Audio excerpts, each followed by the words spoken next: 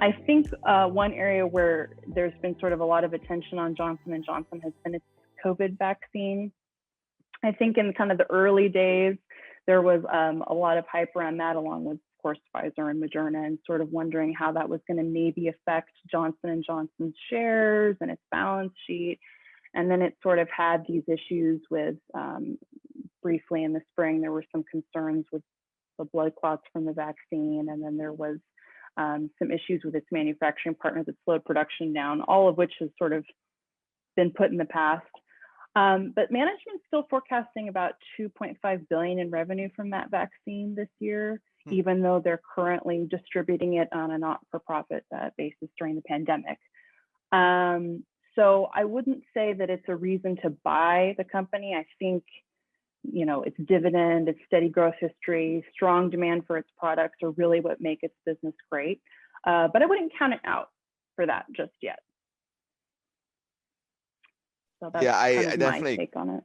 agree with you. Yeah, on that, Rachel, with the not counted out, right? Because it's, you know, I'm not sure how much a company like J&J needs a boost to their brand name. I think Right. people probably know them around the world, but when you think about it, giving this thing away on a not-for-profit basis, especially as you see more distribution, I think, from Johnson & Johnson around the world,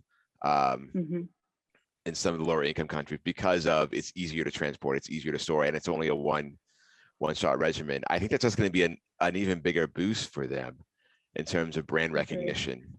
And what it's done for me, right? So I've always thought of them as more of a household supplies company, right? With the over-the-counter drugs and the over-the-counter medical supplies and that sort of thing.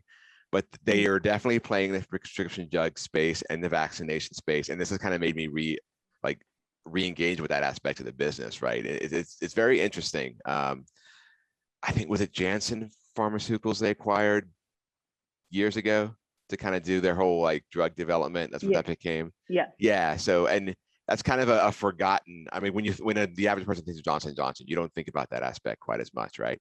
But this is a massive company, and a good one. You said the steady dividend, the steady growth. They have a better debt rating now than the U.S. government, I saw.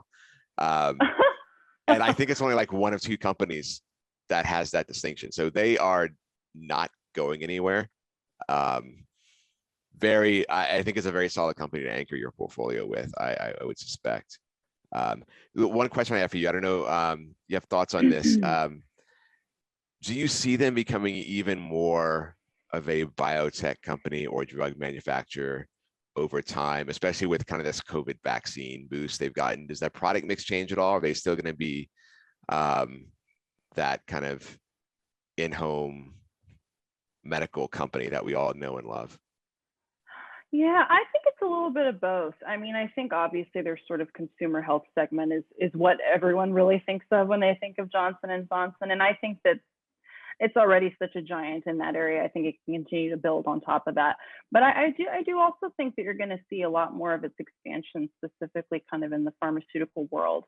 I was actually reading a study earlier today, and it was saying that Johnson & Johnson controls a roughly 8% share of the global pharmaceutical market. So I mean, that's pretty impressive in a global perspective.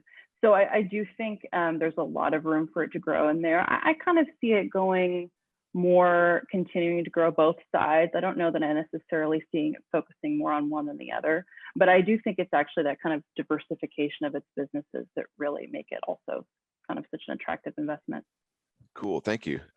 Fascinating company. It's definitely worth a look, I think, for anyone, especially a new investor who's thinking, you know, if I'm only going to start with maybe 10 companies like you did, they want some that have that diversification. And how do you get diversification in the healthcare pharmaceutical space? This is the way to do it instantly with one company, right? To get massive diversification across that industry.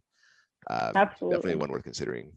Yeah. I look at both AbbVie and J&J, and they have similar aspects, right? They've been around for over 100 years.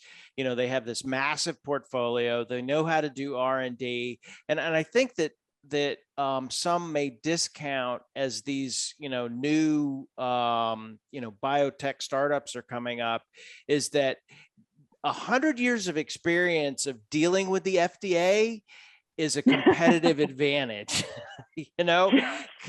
um, having worked a decade in companies that were regulated by the FDA, they can show up any day and ask any question that they want. They can disrupt your business. They can poke into all sorts of things, and you say, thank you, we'll get that right away for you. And just to have been through the numerous audits and experience that they have, and the relationship that they have with the FDA is certainly something that investors may not think about at first glance, but I absolutely think that's a plus for them as far as getting new things across the line, as well as if there are problems after the product is released.